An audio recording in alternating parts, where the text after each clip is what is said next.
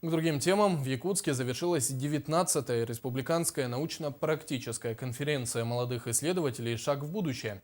В ней приняли участие около 1500 школьников. За 2 дня члены жюри прослушали 1246 докладов.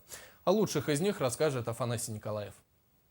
Понемногу ознакомлю про политическую деятельность Аюнского.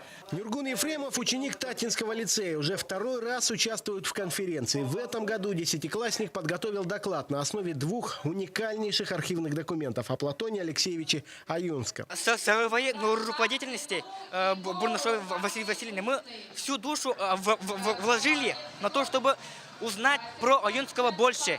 И чтобы те найденные новые документы нами, чтобы общественность увидела Аюнского по-новому. Кроме Нюргуна, больше 1000 ребят из практически всех районов республики приняли участие в «Шаг в будущее». Это и есть основная задача научно-социальной программы – найти и поддержать таланты в самых отдаленных районах России. Эти ребята успешно потом участвуют во всероссийских конференциях, занимают призовые места. В этом году, например, они должны выехать в Новосибирск, Москва, Казань.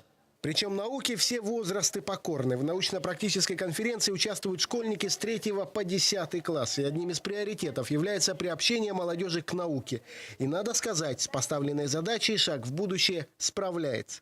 Читая доклад, они приобретают новые знания для развития интеллекта, уровня образования, можно сказать. В общем, для знания.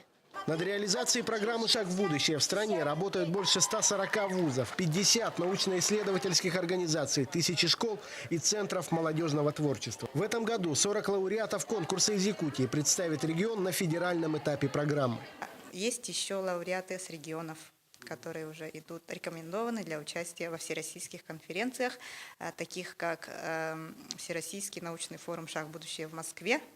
В город Москва едут, затем Санкт-Петербург, интеллектуальное возрождение, и в Казань, в Гагры.